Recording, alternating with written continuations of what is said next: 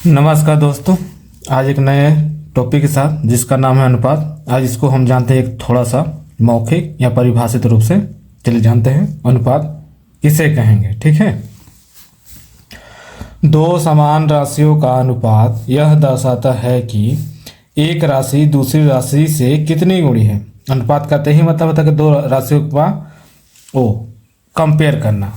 ठीक है, आगे चलते हैं। दो राशियों का अनुपात प्रायः उसके सरलतम रूप में व्यक्त करते हैं, जैसे n a अनुपात NB। n एक कॉमन चीज हो सकता है, ठीक है, b और a एक डिफरेंट है, ठीक है, को हम a अनुपात b में लिखा जाता है। ठीक है,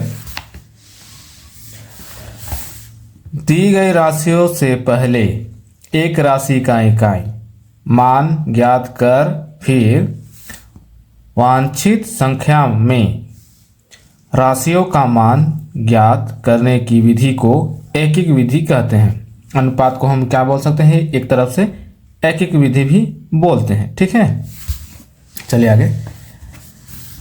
दो राशियों a और b के मध्य अनुपात को हम a अनुपात b से दर्शाते हैं, जिसे a पहला एवं b दूसरा पद है, जहां a और b पूर्ण संख्याएं हैं। ठीक है, यह एक कॉमन है। ठीक है,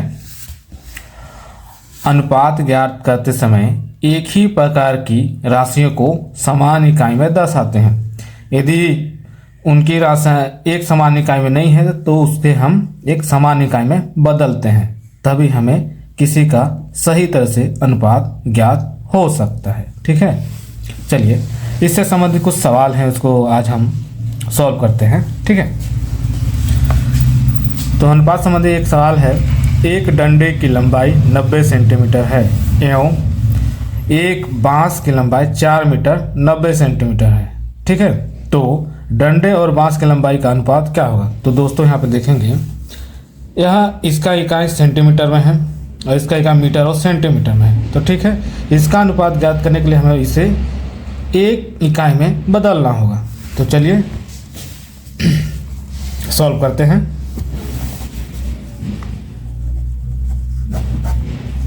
सवाल क्या है, डंडे की लंबाई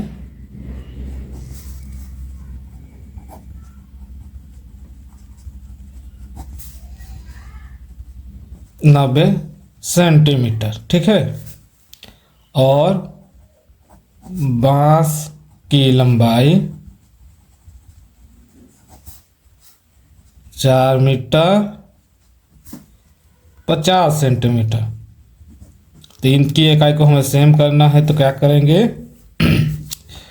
हम जानते हैं 1 मीटर में 100 सेंटीमीटर होते हैं। ठीक है, तो इसको बदलने के लिए ये 400 सेंटीमीटर हो जाएगा और ये हो जाएगा 50 सेंटीमीटर। तो कितना हो जाएगा, कुल मिला के 450 सेंटीमीटर। ये इसकी इकाई इसकी इकाई इसकी इकाई बराबर हो गई। तो अब इसको हम अनुपात निकालेंगे। ठीक है, अतः सवाल क्या था, ए डंडे और बांस की लंबाई का अनुपात। ठीक है, डंडे का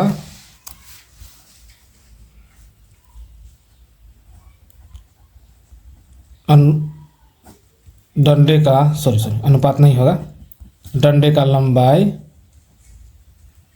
अनुपात बांस की लंबाई।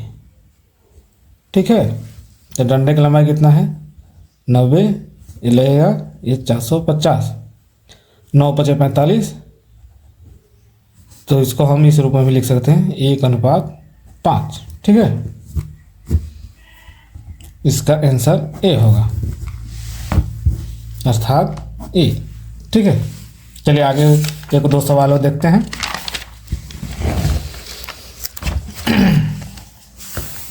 तो अगला सवाल है, राजेश की एक महीने की आमदनी 1200 और 12,500 रुपये है।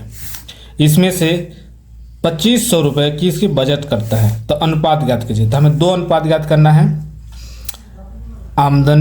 इसका आमदनी और बचत का, और दूसरा है आमदनी और खर्च का।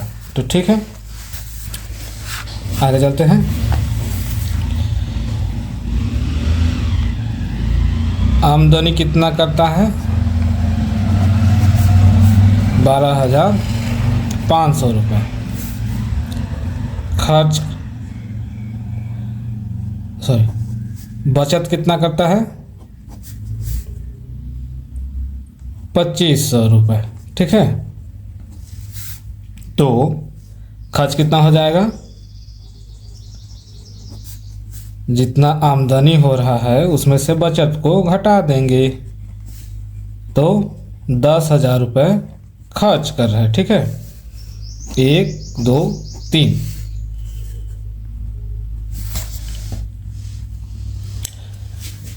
तो अब हम इसका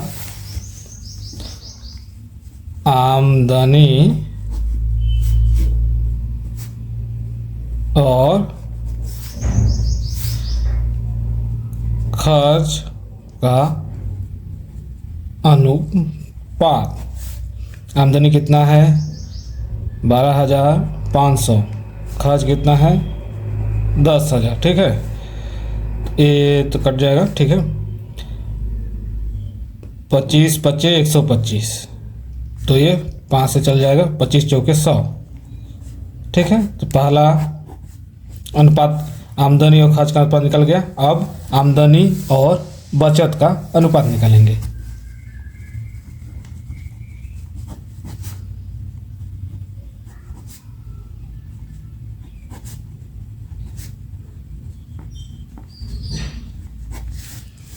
आमदनी कितना है? 12,500। बचत कितना है? 2,500। ठीक है, 25 से कम 25, 25 25 125।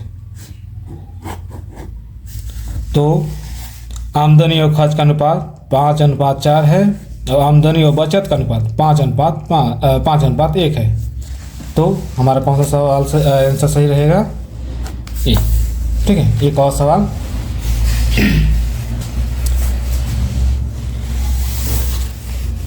एक पेन के मूल्य और एक पेंसिल का मूल्य अनुपात ज्ञात किया, जबकि पेनों का मूल्य 144 रुपये प्रति दर्जन और 10 पेंसिलों का मूल्य 90 रुपये।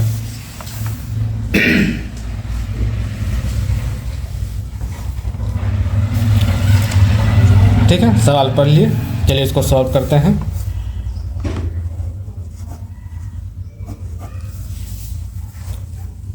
एक दर्जन या 12 पेनों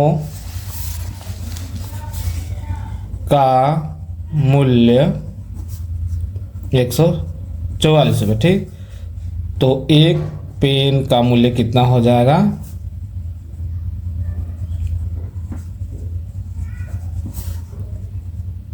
144 में 12 को भाग दे देंगे तो आ जाएगा 12। मतलब एक पेन का मूल्य 12 रुपये। उसी तरह 10 पेंसिल का मूल्य 90 रुपये। तो एक पेंसिल का मूल्य 9 रुपये। ठीक है, जब दोनों का अनुपात निकाल लेते हैं। पेन का मूल्य अनुपात पेंसिल का मूल्य, उस कितना मिला है? 12। इसका कितना मिला है? 9। तो इसको हम और सरलतम करेंगे तो कितना हो जाएगा?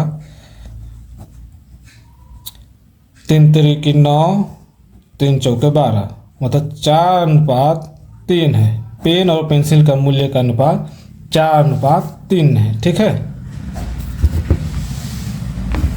तो ये हमारा आंसर कौन सा होगा? सॉरी फॉर दिस, यहाँ पे नहीं होगा, यहाँ ये हमारा आंसर होगा 4/3। ठीक है, गलती से टिक लग गया है। तो ये रही एक छोटी सी वीडियो। जानता हूँ कि छोटी मोटी टूटियाँ तो हो गई है, कृपया क्षमा करें। और इसमें यदि कुछ छूट गया हो तो कृपया मुझे कमेंट बॉक्स में थोड़ा सा सुझाव दे दें। धन्यवाद। मिलते हैं अगले टॉपिक पे।